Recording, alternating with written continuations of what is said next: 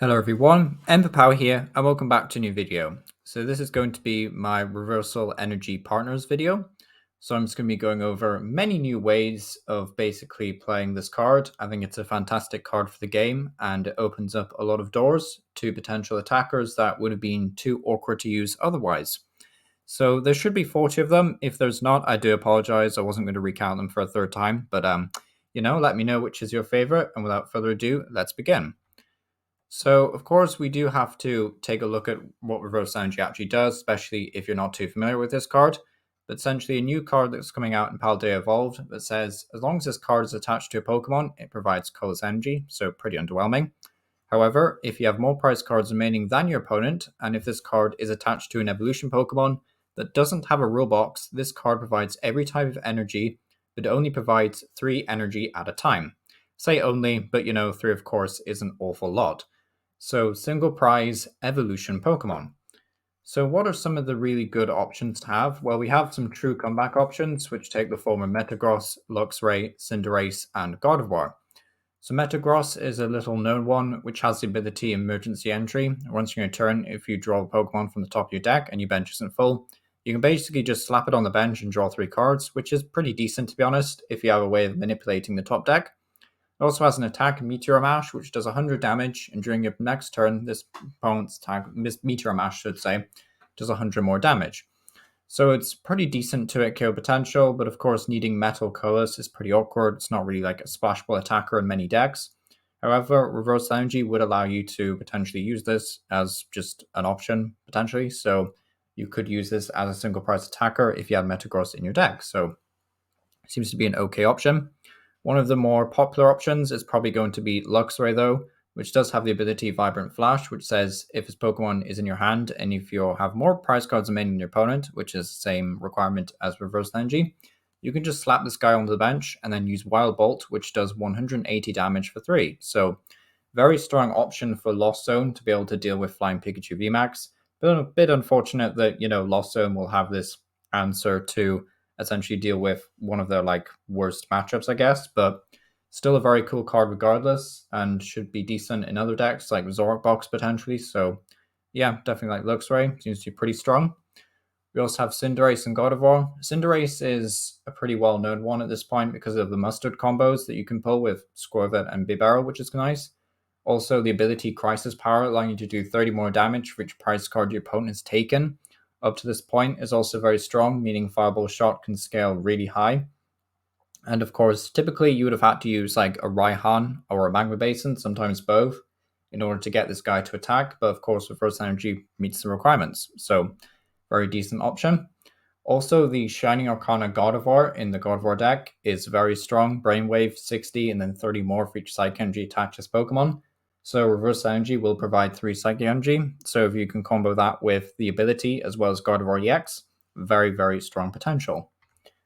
Then going into raw damage, these Pokemon are kind of like, well, clues in the title, I guess. They're all just about doing maximum damage. There are some options here that I think are just better than others. For example, the Cerulean that does 100, and then if your opponent's active is an EX or V, it does 100 more.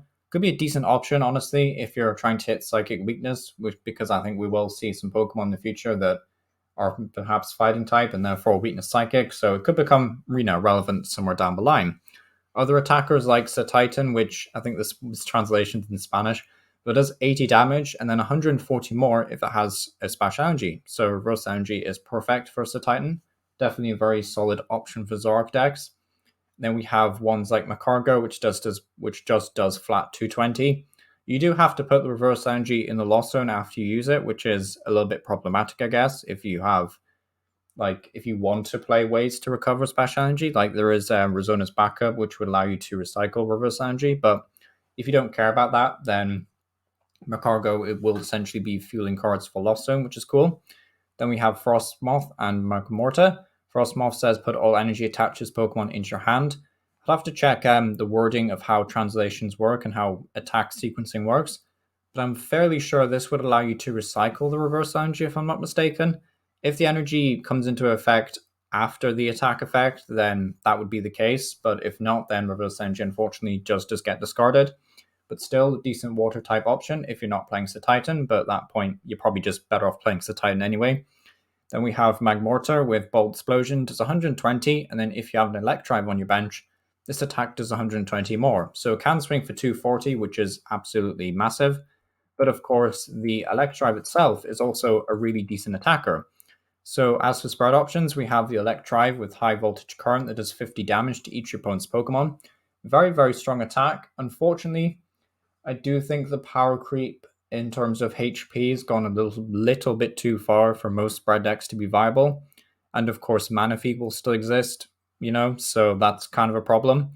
However, 50 damage is a lot of damage to be spreading. And if your opponent is not really expecting Electrive, maybe you're playing like a Zoroark box deck, then of course, they won't be bothering with Manaphy like 90% of the time, potentially. So maybe they don't think they need it. You can surprise them with an Electrive and then just do 50 to everything, which could clean up some KOs, set up some more KOs. Could be pretty decent. There's also the Drifloon, which allow you to place 8 damage counters on your opponent's Pokemon in any way you like, which is decent, to be honest. I don't think it's the best spread option. I think Electrive is just better, but still, 8 damage counters in any way is decent, to be honest. Like, you could pick off something, set up additional KOs. But ultimately, I don't think spread's in the best spot due to, just the higher HP. Maybe in the early game because of the amount of Pokemon need to evolve still, but, don't think spread's going to be doing too much in the format. Next up we've got the memes. So we've got Alolan Raticate, Crobat, and Gengar.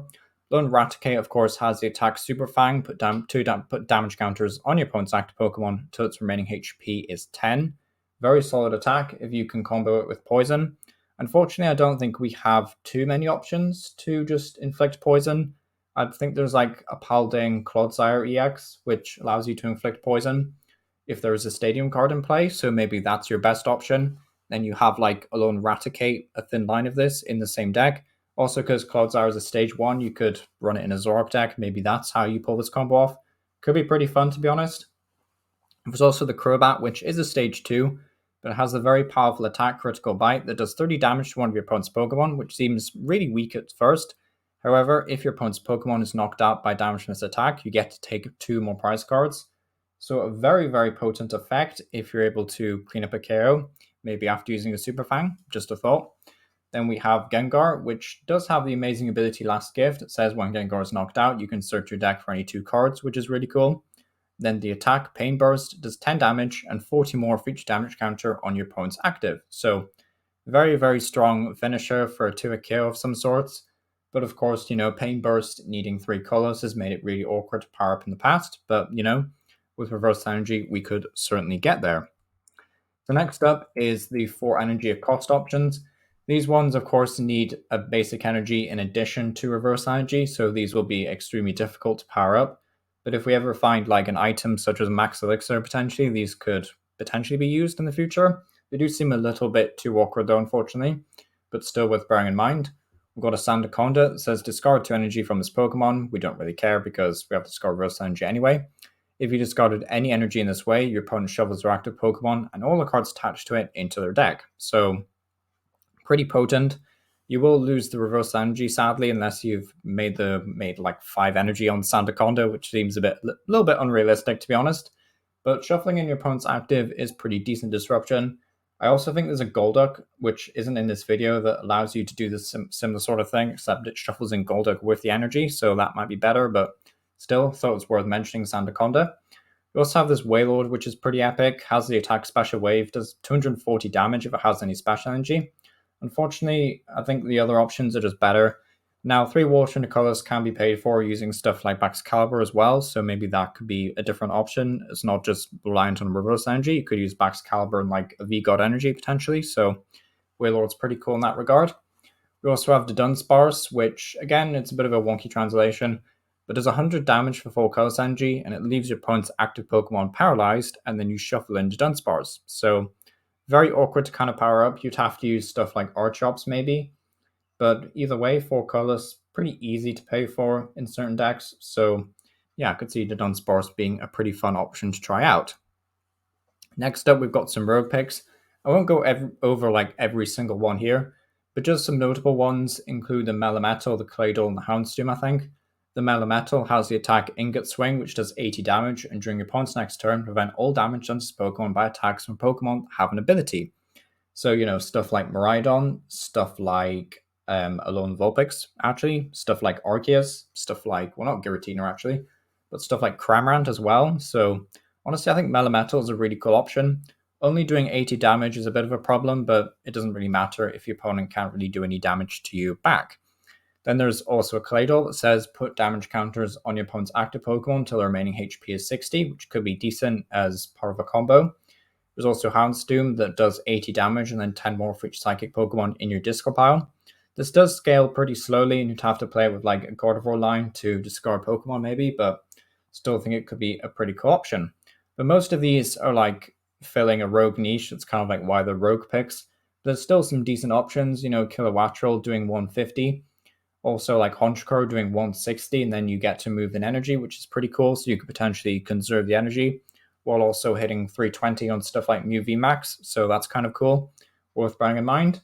There's also ones like Sunflora and Mousehold, which are okay. Breaks in is fine. Executor, I think, scales too slowly, and Lycanroc is like decent.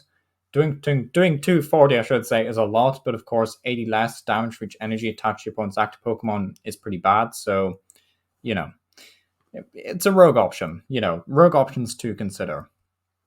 But then we have a look at some control options. I believe we're moving into the last few Pokemon now to have a look at. We've got here Spidops, Bramblegast, and Trevenant, so all grass types.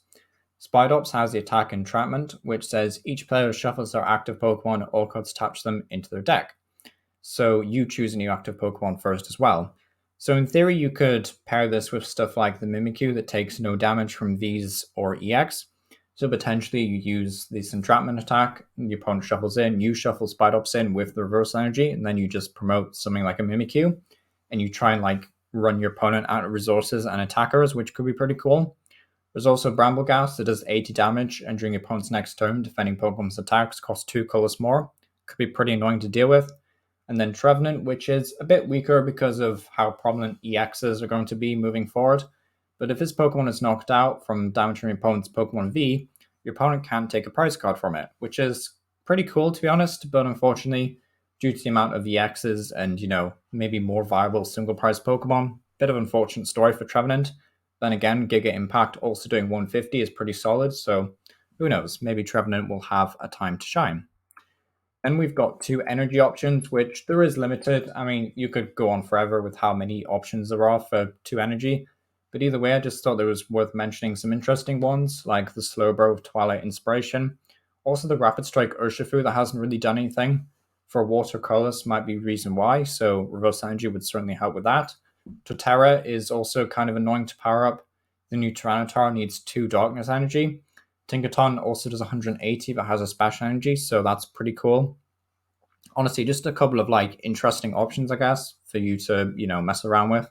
Honestly, out of all of these, I think my favorite is probably either the Gorgeist or the Tyranitar, just because I like Tyranitars a lot as a Pokemon, but, I think it could be pretty cool. Then we also have some mill options. We have Krokorok, Larian, and Wugtrio.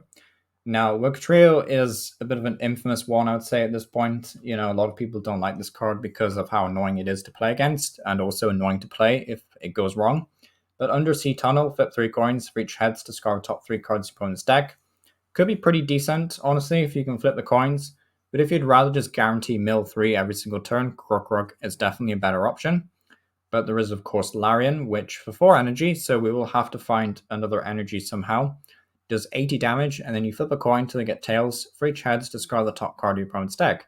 So if there's a way to maybe mill more guaranteed, then Larian could be a better option. But either way, Wugtrio, Larian, Krokorok, decent mill options. But yeah, that's it basically. Thanks for watching. It's been Emma Power. I'll see you next time. Let me know what you think your best reverse energy partner is. And yeah, thank you for watching.